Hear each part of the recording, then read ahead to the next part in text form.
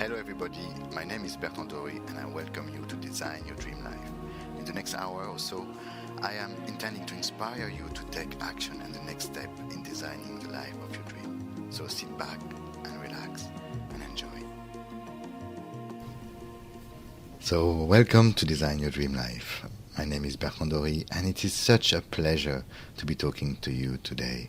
Sorry for my voice, this week I have a cold and I will not miss the opportunity to be talking to you and to be sharing with you the wisdom of our guest. But before we get started, I would like you just to reflect how life is beautiful, how beautiful you are, and how much you could be giving to the world.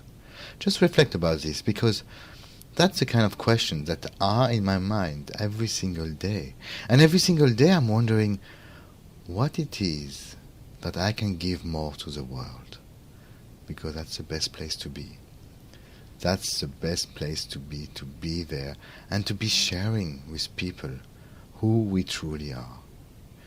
And sometimes some of our behavior are either driven by our beliefs or by our human needs. And you will see that in the interview today that I have with my guest, we will talk a lot about human needs. We talk about how they shape our behavior and why they make us do what we are doing. Look at this way. Have you ever done something, or have you ever had something in your life that was just amazing? And have you ever done everything you could to get rid of this? I did, and I had really a wonderful life at some stage. And I got rid of it just because some of my needs that I didn't understand at the time were not met, or I was trying to meet them in another way, in a way that was not serving me, but in a way that was just destroying everything. But it gave me this chance, the chance of meeting my own needs. But this behavior, as you can see, is not really serving us. It is more disabling us to having what we really want in our life. It is disabling us to being who we really are. It is disabling us to even be present. Because if you look at this, if some of our needs are the need of connection and the need of certainty or safety, and we don't know and we are scared to be ourselves, because we are scared that maybe we may be rejected, or maybe we are going into a territory that is not really something where we're not feeling safe. Or maybe that we are not feeling that we are worthy enough. And because of this, we choose to use a behavior that will meet our needs of certainty and connection, and maybe uncertainty, and we get angry at people. We lash at them. Oh yeah, we will meet our needs. But what will be the consequences? Let's say you are in a nice relationship and you arrive at this point where you get a little bit scared, where your mind says, oh, it's too good to be true, you're going to get hurt again here, my need of certainty is not going to be met, and my need of connection, wow, what if she rejects me or he rejects me? And then we will do everything we can to either create a problem that will distract us from taking the action of being us, of being fully present, and then taking really our behavior to the next level that will help us to connect with people. Or we just act like a jerk. We will connect. We have the certainty that we will connect. We will have a lot of uncertainty also. And we will have a lot of connection. And we will be significant. We are doing a lot of things. We are meeting a lot of our needs, but also we're destroying maybe one or more of the best things that happened to us, the best thing that we created in our lives. So why creating things in our life? Why wanting to attract this if our behavior in the long run are going to do anything we can in order to lose this again? That's a good question. Most of them are driven with our beliefs, but some of them are driven with our human needs. And that's what we're going to talk today with Christina Young. Christina Young wrote an amazing book called Forgiving Infidelity. And in fact, it's also called a Woman's Guide to Forgiving Infidelity. And this book is just incredibly insightful, gives a lot of thought about our human needs, but also shares a story that is going to inspire a lot of readers. I'm not saying that we have to follow the same path as Christina, but it just shows that sometimes, or most of the time, or nearly always, in my own experience, we create the conditions of our life. We create what is coming next, and infidelity is just one of these things that happen also. So after this small break, we will get Christina with me. But before I leave you, I would like also to say that it is very synchronistic, but I released an ebook on human needs, and you can find it on my blog, and it's only $4.99. But this will give you a lot of information too. So if you want to get more, then the book of Christina will help you, and my ebook too. So after this break, I will have the privilege to welcome Christina Young with me. You are listening to your daily dose of well-being and inspiration on Law of Attraction Radio Network at LOARadionetwork.com. Hear this incredible show on your smartphone through Stitcher.com, which goes through your car stereos with Ford Sync or any auto dashboard that has the internet. Listen to our 24/7 broadcast with our mobile app as well, or just listen through an MP3 player or computer. Remember, LOARadionetwork.com, heard in over 120 countries, is the radio station for your well-being.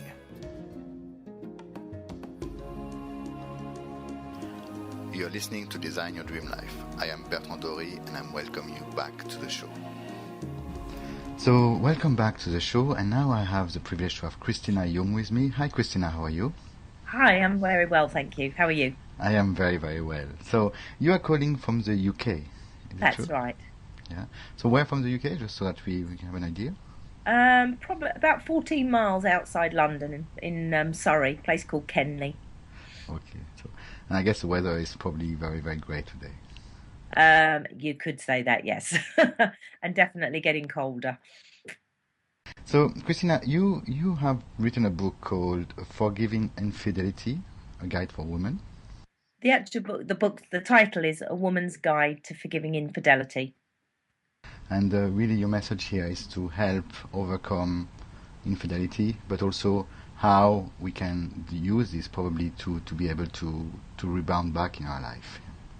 Yeah, also, yeah, absolutely, about restoring trust, and also especially, well, women and men for their self-esteem, because of course, you know, when this happens, your self-esteem really does get hit, you know, and of course there's lots of emotions that you will go over and go, well, I know for me, I went on this emotional roller coaster when my husband made the announcement to me.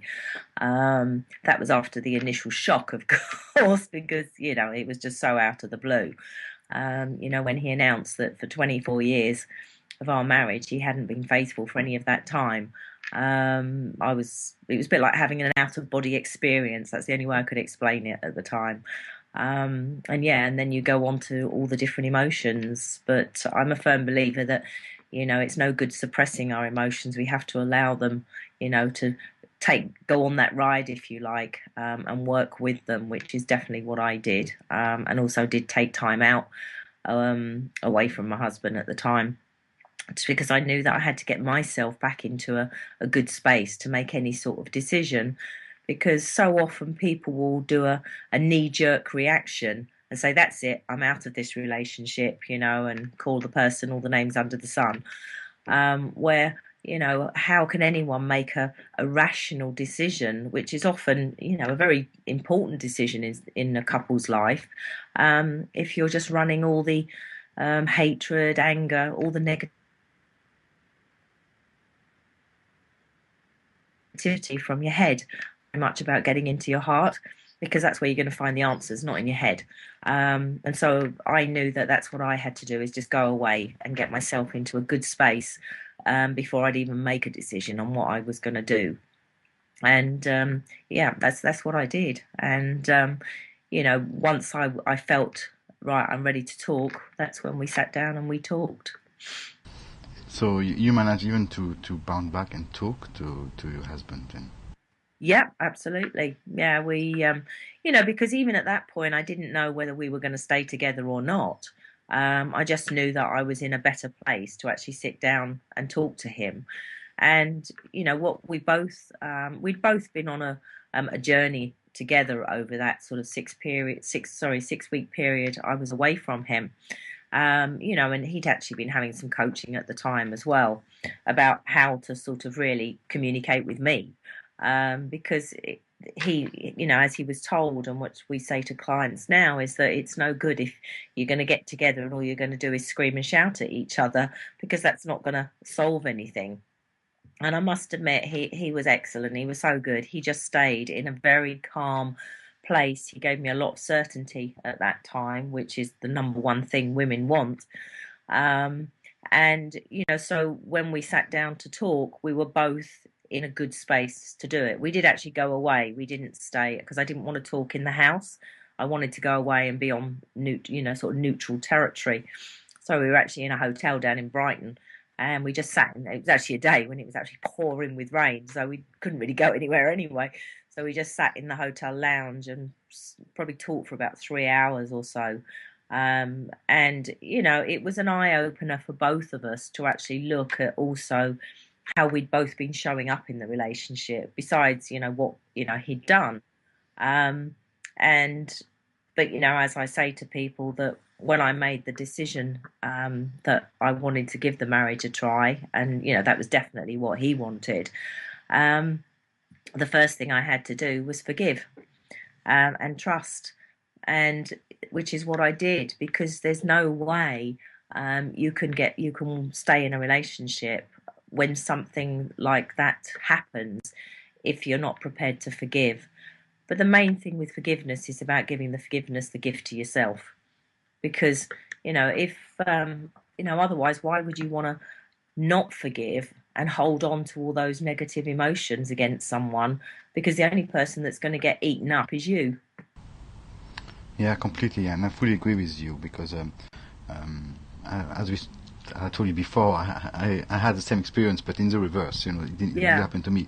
But also, the marriage ended after a few years, and I did not at the time really forgive. I did not know how to forgive, so it was painful. And I think what you're doing is really giving to women mainly a way of, as you say, forgiving yourself first. Because you said something that was really interesting, is how we showed up in the relationship. And I think that this is really a very important lesson here. Absolutely, yeah. Because when I've said to people that about, for myself, about looking at I had to look at the relationship and how I'd been showing up. A lot of people have sort of said to me, "What, you're blaming yourself?"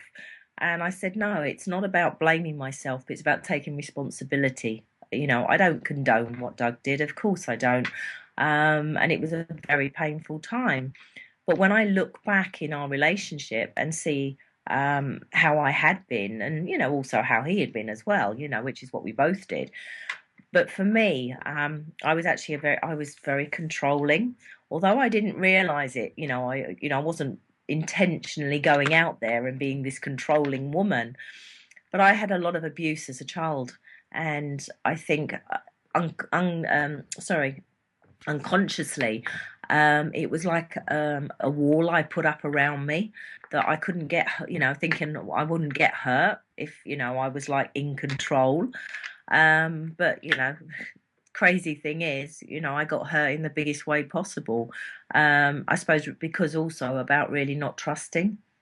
Although I trusted him in that I never thought he'd go out and do what he did, it was really more about trusting myself, which is, and allowing myself to really let go to somebody else, which I don't, up until Doug telling me, I'd never done that, because I think, unconsciously I didn't feel safe, really. So it was like, if I was in control, I'll be okay, let's say, but it wasn't a conscious thing I was running at the time. But when you go into like relationships, it is a big subject, in itself. And I've learnt a lot, when I did my coaching, my training to be a coach. Network. I'm an NLP master practitioner, but then I went on to specialize in relationship coaching. And when you actually look at, what really goes on in relationships, and that was quite an eye opener for me. And also, it's about, well, the one thing that we did really realize was communication was a big thing. That was, we'd talk, but we never really spoke at a very deep level about things. And I think also for me, because of the abuse as a child, the intimacy side of our relationship was actually very difficult for me to talk about, so it wasn't a subject I was comfortable with in talking.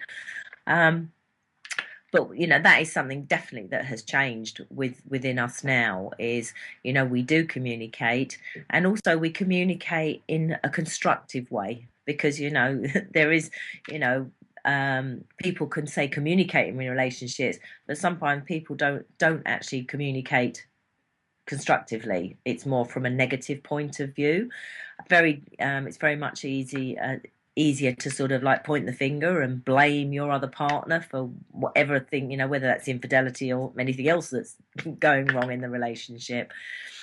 But then, it goes into looking at the human needs, which is again another topic all on its own. I don't know. Are you aware of the human needs, Bertrand? Yeah, completely. And I just finished yesterday evening an ebook on this about how the human needs can drive our life, and how we can create addictions around this. Absolutely. And we all, the six of them, we all need to meet. We're all looking to meet them. But it's about how we go about meeting them. Do we meet them constructively or deconstructively?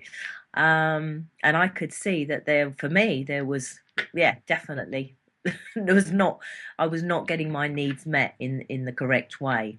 I'm definitely going about it the wrong way. But then, my husband also saw the same for him, that, how he was going about things in life. And then you come back, of course, to the masculine and the feminine, which is the other big topic in itself. And one thing that we were sort of taught a long time ago, because this actual infidelity happened back in 2006, so it's taken a few years to actually get the book out there. And but we were told that what women want are the 3 C's, and what men want are the 3 A's. And if you can actually meet these A's and C's in a relationship, you've got a good chance of having a pretty good relationship. And the 3 C's for women is, which I mentioned a minute ago, is certainty. A woman needs certainty from her man that she's going to be taken care of. It's a bit like the knight comes charging in on his horse.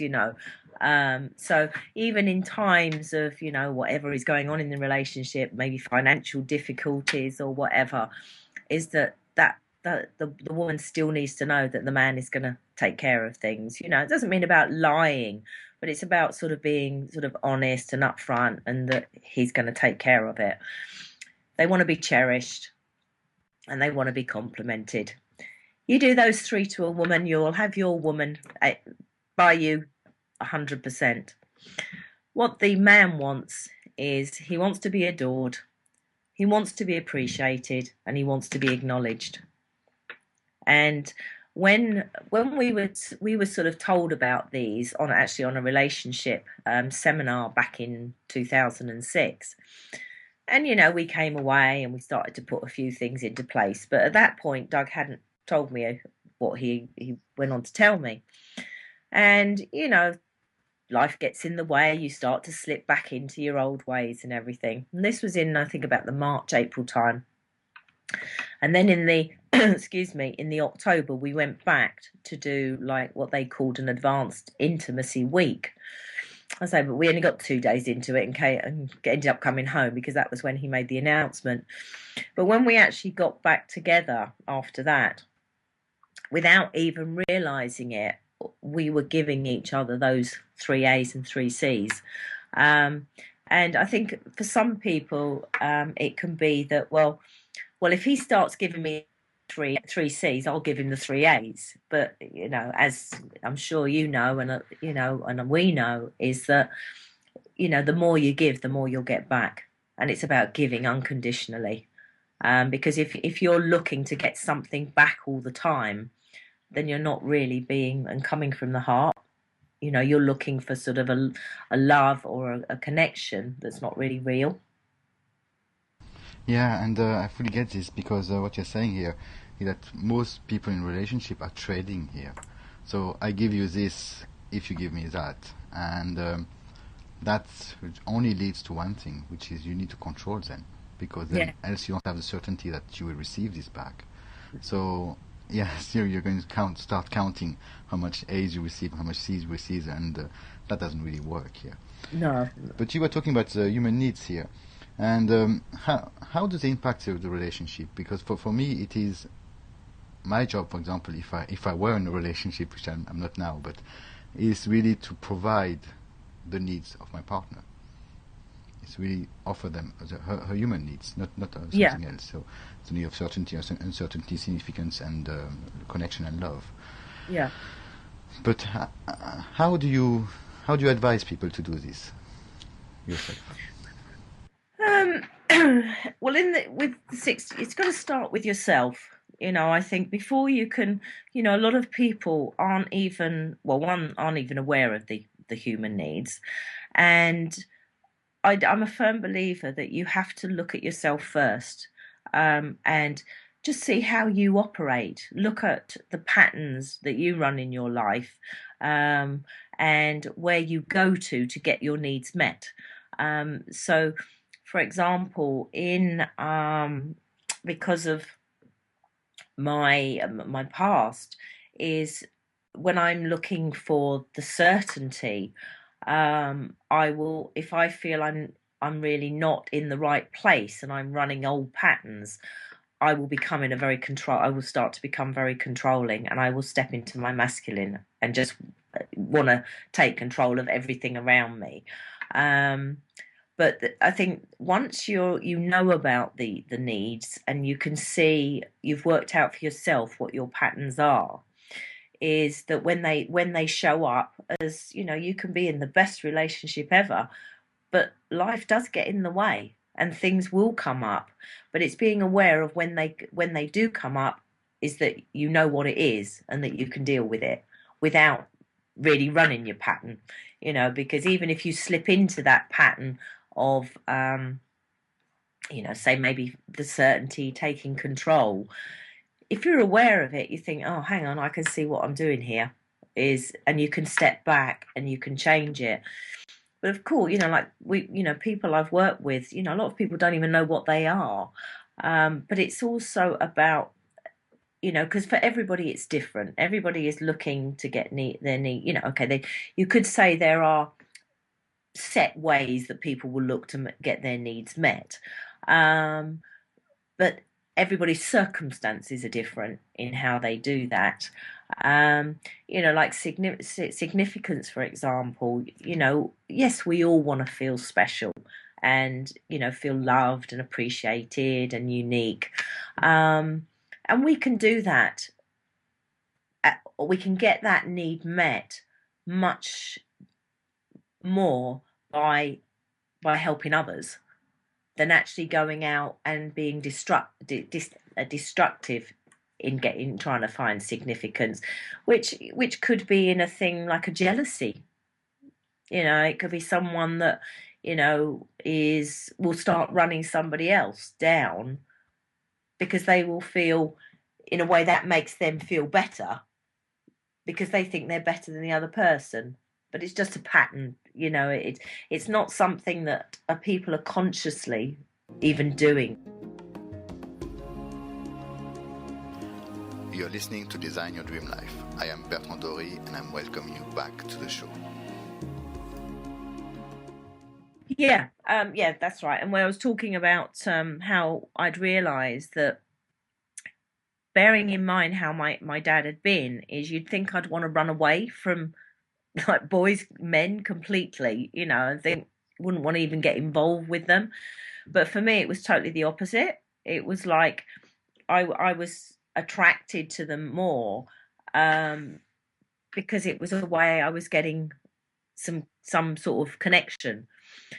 Although, when I look back, I'm certainly not proud of, you know, some of the things that happened at quite a young age. Um, but it was a way of me getting connection. But there was also a fear of saying no to a boy, because I didn't know then, whether that person was going to turn on me or not. Um, and for probably, even though, like, what, Doug and I got married, well, I was married before, and that lasted, I think, 5 years. But that, when I look back, he was about 14 years older than me. And the main reason, like, we got engaged at 18, married at 19, and had our daughter at 20. And I can remember sitting in hospital and just crying and thinking, what the hell have I done? Not that I didn't, I love my daughter to pieces, but I was still a kid. It was like, I just thought, this is just too much. But, I thought, okay, get on with it, But unfortunately, he liked his drink. He liked to gamble. And once we had our daughter, he just was never there. And, all of a sudden you get to about 24, 25, and I thought, I cannot live the rest of my life like this. This isn't what I'm here to do. And he was also not controlling, because when I look back, I was probably still controlling then. But he would sort of, he was very sarcastic and was always like putting me down. But he used to think it was a joke. But of course, after a while, it starts to grate on you. And also, it was just like, I felt I'd just replaced one dad for another dad. I could see one was, just looking for someone to love me, really, and I definitely was going about it in the wrong way, which is what I did. But I even probably right up and into I can even remember with my husband, when we went to a concert one night, and just in front of us, a sort of a fight started. And anything like that I used to get so, it was like I had to just get out of there. And it was such a fear I had. And also, I then realised, sort of up writing my book, is that this fear was also the fear that came back from my childhood of being threatened and feeling not in control. Mm-hmm. Yeah, I can get this, and it's like, yeah, and also there was some violence here, which was probably scaring you a lot. But if we can go back to the reason why you choose your husband, and how other people are choosing their partner in their life, that's really interesting. Sorry, why I chose my husband? Yeah.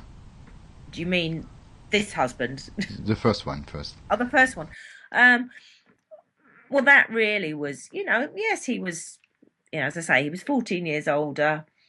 I was what, like 17 when I met him. So I was very young. I was probably very naive, believing that, when someone was telling me, you're lovely and blah, blah, and sexy and all this, then you think, oh, yeah, So, of course, I was getting my need met for significance and a connection. But not even thinking, because at that point I have no idea. I had no idea about human needs or anything like that. And it was just a way. And when I look back now, I know that I just sort of married him and went along with it to get out of my home with my dad. It was an escape. But, really, as I say, all I did was really replace one dad for another dad. And he was, he had his good points. He wasn't a bad person, but it wasn't the person for me. And I just thought, I can't live my life not knowing what state he was going to come home in each night. And also for my daughter's sake, I thought she deserved, a better life, which is, so it certainly wasn't an easy decision for me to make because I wasn't, well, everyone over the years, people have always said to me, "Oh, you're such a strong person." And I think, no, I'm not. I don't want to be a strong person. I want someone to take care of me, And it was, so yes, in some ways, yes, I was strong. Um, and when I think back to when I made the decision to sort of go to a solicitor and, start the divorce proceedings, if someone had said to me like, a year before what I had to go through at that time, I would have said, no, I could never have done it. But, you just do it. I think when the pain gets so bad, you just step up and you do it. And I think and I'm not saying men, that men are strong in a different way, but I think women have a very different inner strength when they need to,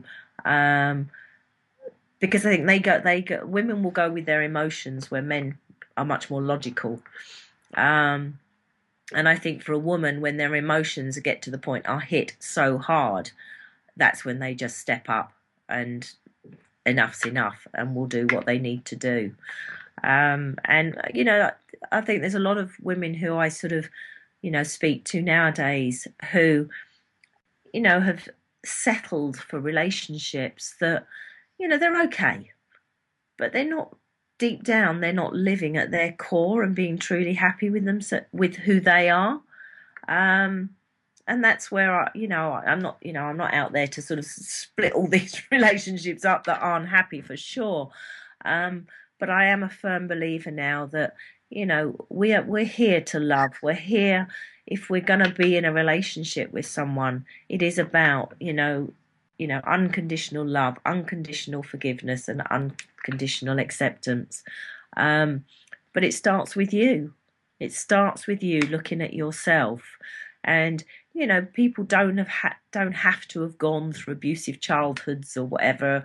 It can be just silly things that are said to you when you're kids that may have had a huge impact on how you operate now. But people just don't know that.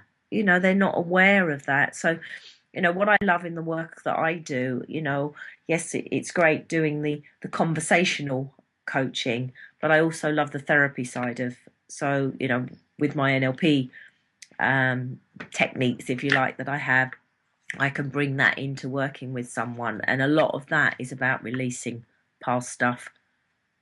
So they're ready to move on, because, if you're still holding on to what's happened in your past, whatever that is, it's gonna come up. And it's like when I work with women who, have suffered infidelity, and they will, say, "Oh, I've left the relationship, but I'll never forgive him." And I'll say, but if you don't forgive, all you're going to do is take all this resentment and anger that's inside you straight into your next relationship. And, at some point, that relationship is going to start to have the same challenges that you had before. You've got to deal with what's happened. Yeah, and you're right. And the forgiveness is, and I think that this is something that people are a little bit misled with. It's not only forgiving the other person; it's first forgiveness for ourselves, to free Absolutely. ourselves up. It's a gift you give yourself. Yeah, and it's something that requires a lot of courage, in fact, to be able to do this. Yeah, it's I think for me, I'm not saying it was easy, but I think it probably helped because of my coaching background. And being aware of, the human needs and the masculine and feminine. And I think one thing when Doug made his announcement, and I, after I say the initial period, the one thing I knew was that I was not going to let this man bring me down. I was not going to crumble. And I knew I could step up. And whether we stayed together or not, I knew that I had to forgive, to be able to move on with complete love and coming from my core. And that's what I say to people, yes, we stayed together. A lot of people won't stay together. Um, and I'm not here to say I'm this um amazing person that can sort your marriage out and make you stay in a relationship after infidelity. You know, if at the end of the day it's not for you and you truly don't, can't see yourself staying together, then fine. But let's deal with what's happened so that you can move on with, unconditional forgiveness. Hmm. And I think that what your message is very strong here, because it is not the choice you make whether you stay or whether you decide to go. But if the reason is because you run away, um, that's not a good reason to stop a relationship. Because running away, always you always take one person with you, which is yourself. And if you take with you all your baggage from the past, all your hurt, all your fears, and everything that is still stopping you and your unmet needs, then you are going to, as you said yourself, you're going to bring them in the next relationship. Absolutely, and I've seen it happen. Sort of people I've known over the years. Um, and also it goes the other way in that, people who will stay in a relationship for the wrong reasons. You know, are even after infidelity or any other challenges in their relationship.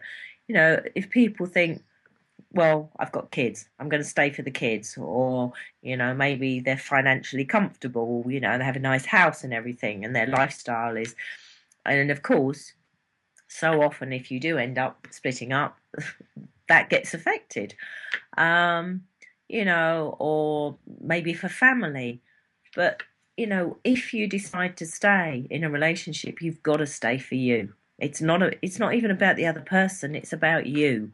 What do you really want? Um, but again, it's about staying and forgiving. You It's know, it is staying and then yeah, committing completely to the yeah, relationship and to ourselves. Yeah. yeah. But also, it's about then the two of you working together. And it's as Doug and I found out is that we made that decision to stay together. But and as we say when we've worked with couples in the past, it takes two, and it's you've both got to be 100% committed to work on the relationship, and and do whatever it takes. And even today, I would say probably there's not very often a day goes by that I don't have some trigger of what happened.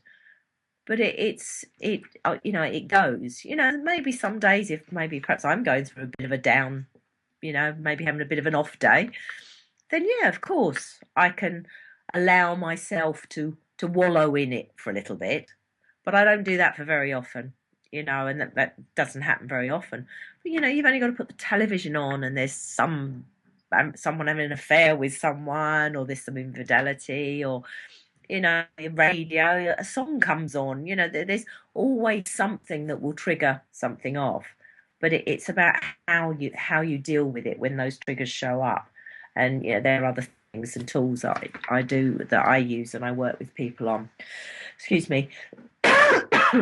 um, but yeah, no, definitely. It's. I think all I would say to people, is that yes, forgiveness. You've got to forgive, and if you forgive, the trust will just come. That's just part of it. Excuse me, I'm just gonna get a drink. But also, if you forgive, and whether you stay or you don't stay, I believe in a lot of energy, and I believe that if we don't forgive, then we still have the energy of the other person with us, and we still have links to the other person, and which means that we are not really free to go into another relationship. And as you said before, if we don't forgive, then the triggers are more present, and they will activate something far more here.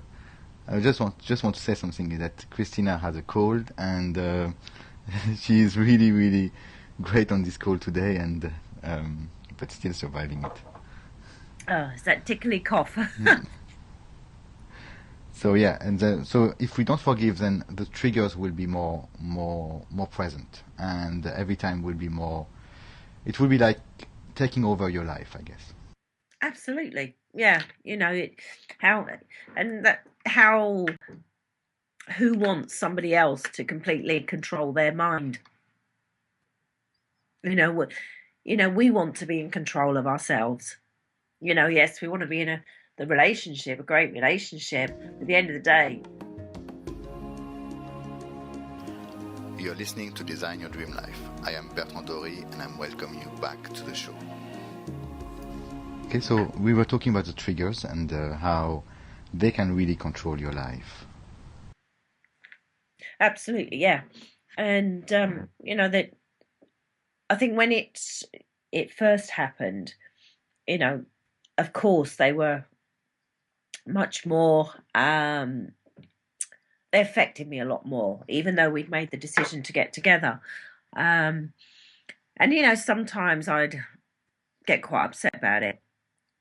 But over the years, there's no definitely now is, something will come on the telly, like someone having an affair or whatever. And yeah, of course, it's like someone just put a light bulb on, but I don't sort of leave that light bulb on. I just turn it off and let it go. But I think you have to, when you've had infidelity in your life, of course that they're always going to be there. They're always going to be around you, but it's how you handle it when they show up. Yeah, completely. And I guess also that it's how you. I like always to make the distinction between reacting to life and responding to life. And reacting is really when something triggers you. We are feeling that we are so at risk and we have so much fear and we have to do something in order to avoid it. Whereas responding is that we can go in our power, in our presence, and then just have this small moment where we're going to say, is this still true, or what is the good in this? And sometimes even when we have these triggers, because for me I lived this also and I felt this when this happened, even if the triggers are coming, I am looking at this now as a way of assessing my own growth, and I think that's a good shift for people to be able to do. Yeah, I agree with you there, absolutely. And it is, I'm a firm believer that we've all been put on this planet to learn how to love unconditionally. And when people can get into that place, it's a totally different energy that you come from. And I can't, I put my hands up and can't say I live there 100% all the time. I'm certainly in it probably 99, 95% of the time. But there, of course, there, because things happen in life. It doesn't have to be just in your relationship. Something outside of your relationship can, upset you or, whatever. And you'll just come home and you can bring that and straight into the relationship without even really thinking about it, because, I don't think we as people, as, human beings, intentionally go out to hurt somebody else. Okay, people could say, well, okay, you could look at, I'd say, for example, paedophiles, murderers. But, you could then look at, well, okay, what's gone on with them in their past for them to do the things that they do. But I think generally, people at their core are love. But something in their life has got twisted, or hurtful, that caused them to take the actions that they take. But if we can get, I think get the message out more and more to people about really coming from our heart space, is, God, that would change the world big time, Completely, and I think it all starts with loving ourselves. And yeah, if you don't love yourself, how can you ever love anybody else? Yeah, oh, I will ask another question. So if you don't love yourself, how can you expect anybody else to love you also? If even you don't love yourself. Yeah, that's true. Yeah. So It's, that's a, no, sorry. no, I was just going to say, it's got to start with you. It always has to start with us, and how we are with other people. And it's the energy, because at the end, okay, getting into like the whole different sphere of, quantum physics if we're here or whatever. But we are energy, and it's the energy that we vibrate at is how we're going to feel.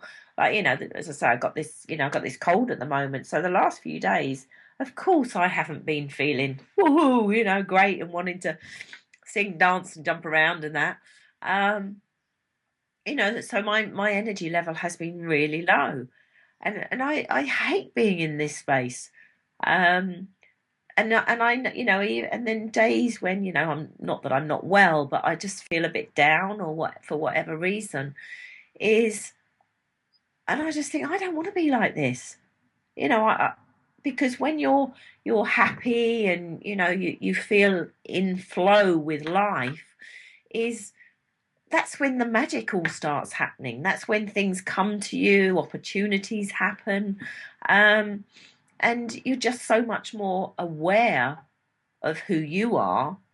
And what I find for me also is you're giving to others without even realizing it, because you're not looking to get something, you're not looking to get something back. You just want to give to help others. And that's where, I would love to say I could live there, or I could. I don't live there 100%, but I would love to, and I try my best to be there as much as I can. Yeah, and I can see that, and I think everybody would like to be here, but sometimes not being there, it's also a good place also, because then we can see what we don't want in our life, or we can even nurture a bigger sense of gratitude of the other time where we are in flow. And I think that it's also important to be able to have this kind of contrast sometimes. Oh yeah, and I think that is really what life is, because it's in those times of, if you like, the down or times, is that's our biggest growth. Because I also believe we are here to learn, um, and you know, by having, if everything went along all really happy and all the time, then it would be, well, we wouldn't actually be getting any sort of teachings, if you like. So as you say, when we have, we need to have those ups and downs to, because it's very much, I'm not saying we don't learn in the up times, but I think we learn a lot more. We learn more lessons, I think, about who we are and how we operate and how we are with other people communicating, and that. Well, that's what I find for me anyway. Completely, yeah. So, Christina, our time is nearly up. So, if people want to get in contact with you, what's the best way? Probably the best way is to go through my website, which is www.christinayoung.co.uk, or you can find me on Facebook. And I know that we can find your book here. And where else can we find out your book? Because the book, I think, is a has a different view on infidelity, and I think that it will really help a lot of people. So, where else can they find your book?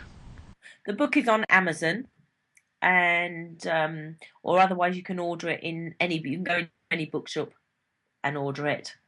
But yeah, the book is, yes, it's called, A Woman's Guide to Forgiving Infidelity, but it's also has a lot of stuff on how about general relationships. So even if you haven't experienced infidelity, I think most relationships, even if the relationship is pretty good, still has challenges, and I still feel there's stuff in there that can help people to make their relationship even better. Yeah, I fully agree with you, and I think that what we talked about in the last hour was just reflecting the depth of your knowledge and your wisdom, but also that there is, as you said, a lot in relationships. This is a place where we are the most scared, but it's also the place of the biggest opportunities in our life. Oh, absolutely. Because I think when you're truly connected to another human being, that's when you really experience what connection is all about and what true love is. Mm. But also that's where also you experience the place where you can be discovering yourself and expressing yourself too. Yeah, it's an ongoing journey. It's like Doug and I are, we're still work in progress, if you like. Yes, the relationship we have now is 100 times better than the relationship we had before because neither of us wanted the old relationship back because it was obviously flawed. Um, but we're still on a learning, and I think you never stop learning. When you're in a relationship, it is about working together and enjoy the journey. Yeah, completely. So thank you very much, Christina. It was a Well, pleasure thank to have you. you. It's lovely talking to you, The same. and catch up with you soon. Yeah, the same for me. Okay, have a great day. Bye bye. And you take care.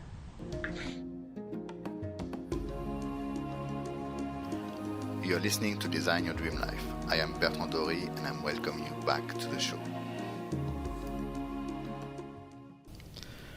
I did really enjoy this interaction with Christina, and I really enjoy talking about human needs and also about infidelity because it is something that is really painful. If we put the meaning of being in pain, if we put other meanings on what it is. But also, as we learned from Christina, it was also the event that helped her to see how she was showing in the relationship. And that's really, really very insightful for you too. So it is a good time now for you to reflect and see how are you showing in your relationship, how are you showing in the world, how are you showing at your work, how are you showing with your children. And then wonder, why isn't this not the time for you to show who you truly are? Why don't you take the courage to be fully authentic and remove your mask and be in this relationship as you want to be? Is it because you are scared of losing some of your needs? Or is it because you have a safe problem that is keeping you distracted, I would say, from showing up and is keeping you away from having the life that you desire? Because it starts with you living your life. It starts with you living your life. I'm repeating this because it's so important. And if you're meeting your needs in a way that is not serving you, or if you don't understand the needs of your partner or of your co-workers, of your children, or anybody else in your life, and you're not trying to meet them, then what does this mean? This means that at some level, you want to keep safe. This means at some level, you don't believe that you can be showing up as who you are.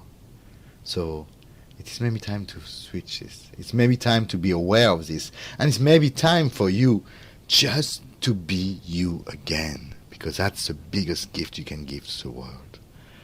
So just be aware of your human need. Be aware of how you do this. And if you really want to shift this, then the book from Christina will help you, but also my ebook, which is on my website, www.designyourdreamlife.org, will really help you to understand this and shifting your needs to the two more fulfilling needs that you can have, which are growth and and contribution.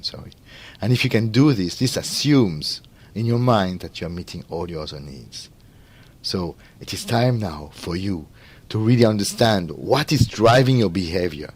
And it's time now for you to learn, to be aware of this, to learn how to shift them so that you can be freer in your life.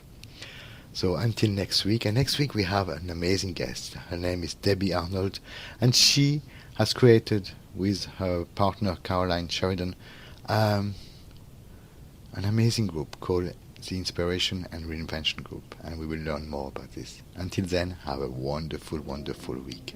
Bye-bye. Thank you for listening to Design Your Dream Life. I hope in the last hour or so I inspire you to take the next steps and action in order to create a life of your dreams. My name is Bertrand Dory, and it has been a real pleasure. If you want to find more about myself, feel free to visit my website on www.designyourdreamlife.org. And to find more about the show, go on this website, radio.designyourdreamlife.org. So thank you very much, and I'm looking forward to talking to you very soon.